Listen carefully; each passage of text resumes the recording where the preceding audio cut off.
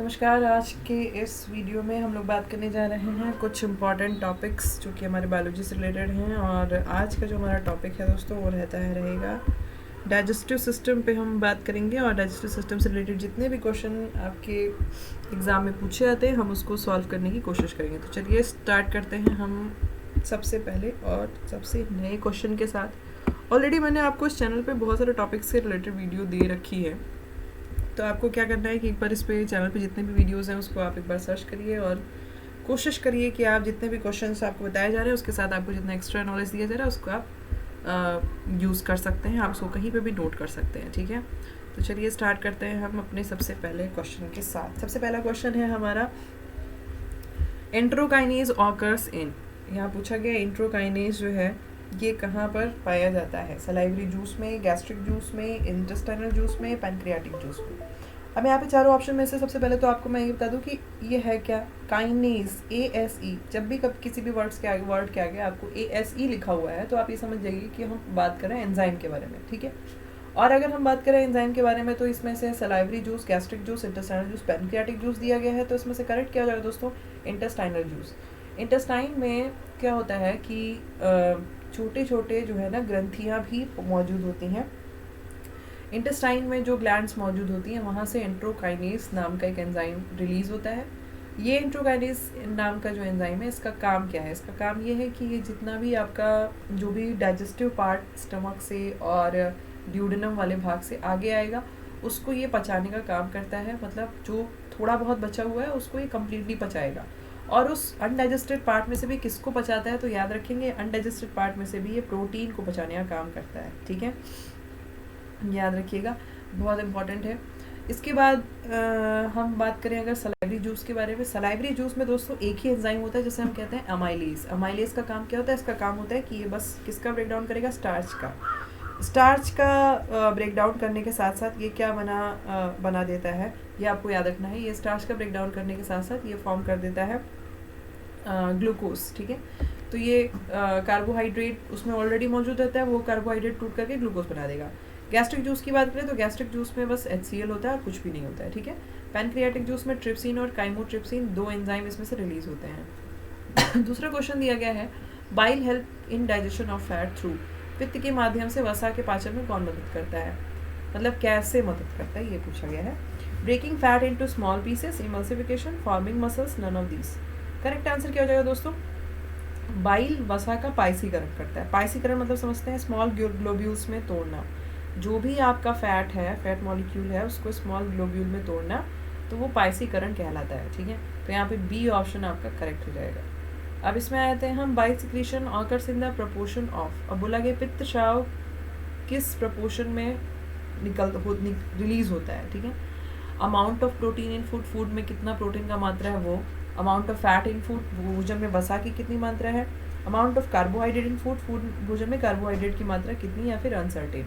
सबसे पहले तो आपको ये पता होगा कि बाइल जूस कहाँ सिक्रीट होता है? तो आपकी लीवर वाले पोजीशन से। मतलब लीवर का काम होता है बाइल बनाना, मतलब पित्तरस बनाना। ठीक है, अब पित्तरस का काम क्या है कि फैट का इमल्सिफिकेशन करेगा और वसा का पाइसीकरण करेगा। ठीक है, जितना आपके भोजन में फैट होगा उतना ही बाइल जूस सिक्रीट होता है और फिर वो क्या करेंगे, वो फैट को डाइजेस्ट करने का काम करते हैं। ठीक, अब यहाँ पे अगर हम बात करें कि और भी क्वेश्चन पूछा जाता है, लिख सकते हैं आप कॉपी में कि बाइल जूस कहाँ पे स्टोर होता है, कहाँ पे इकट्ठा होता है? तो वो इकट्ठा होता है दोस्तों हमारे गॉल ब्लैडर में, यानी कि पित्त की थैली में। किसके द्वारा सिक्रीट होता है? तो बाइल डक्ट के द्वारा सिक्रीट होता है। ठीक है, याद रखिएगा।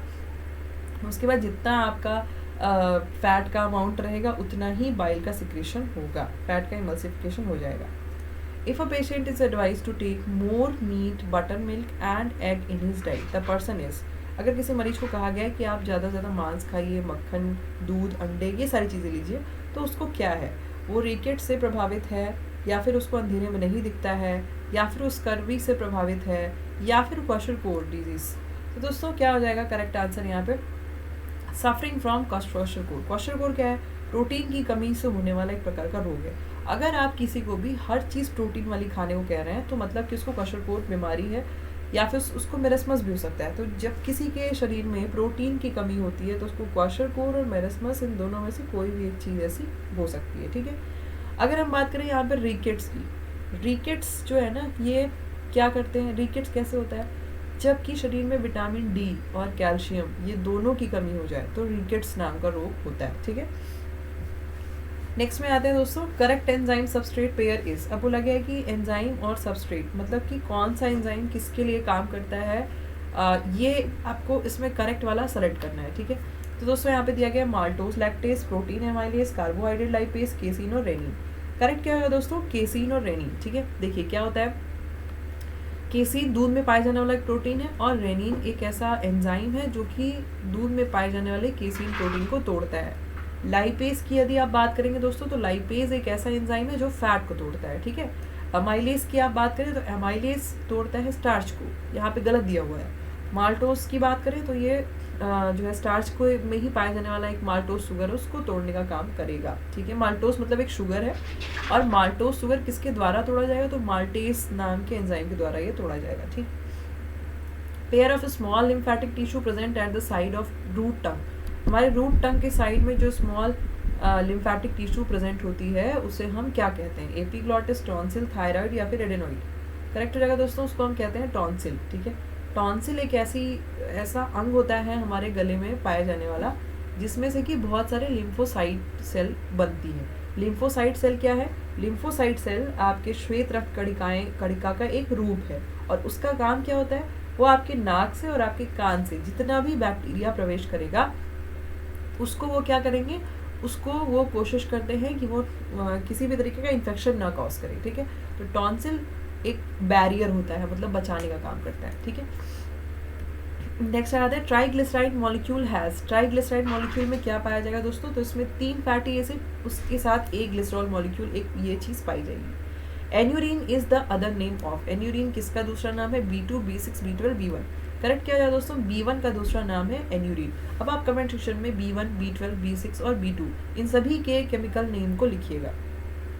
बिलरुबिन और बिलवर्डिन एक तरीके के पिगमेंट होते हैं जो बाइल जूस में यानी कि पित्त रस में पाए जाते हैं।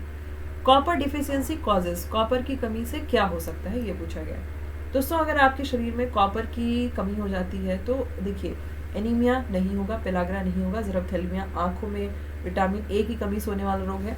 तो इन्फ्लुएंजा यानी कि जो आपका नॉर्मल ये जो सर्दी जुकाम होता है, शरीर में अगर कॉपर प्रॉपर रहेगा तो इस वायरस से थोड़ा बॉडी इम्यून रहेगी, बट अगर नहीं रहेगा तो प्रॉब्लम हो जाती है। Brunner gland are found. Brunner's की ग्रंथि कहाँ पाई जाती है, म्यूकोसा ऑसोफेगस और म्यूकोसा ऑफ स्टमक और सब म्यूकोसा ऑफ ड्यूडेनम और म्यूकोसा ऑफ इलियम।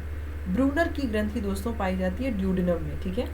ड्यूडेनम क्या होता है, ग्रहणी होती है। ग्रहणी वो भाग है जो छोटी आंत का सबसे पहला भाग होता है, मतलब छोटी आंत 3 भाग में बटी होती है, ड्यूडेनम, इलियम और जेजनम।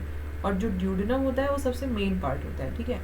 तो ये जो ड्यूडेनम है ये इसमें ब्रूनर्स नाम की ग्रंथि पाई जाती है, ठीक है। Deamination occurs in liver. Liver में डीएमिनेशन का क्या मतलब है, make use of excess amino acid, synthesis of amino acid, get rid of urea from blood, convert protein to urea.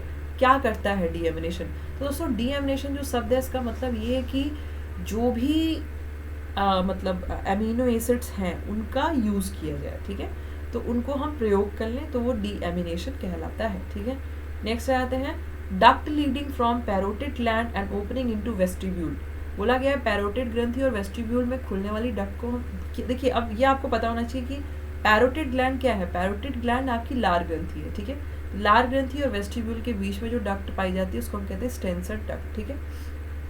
Emulsification of fat occurs by.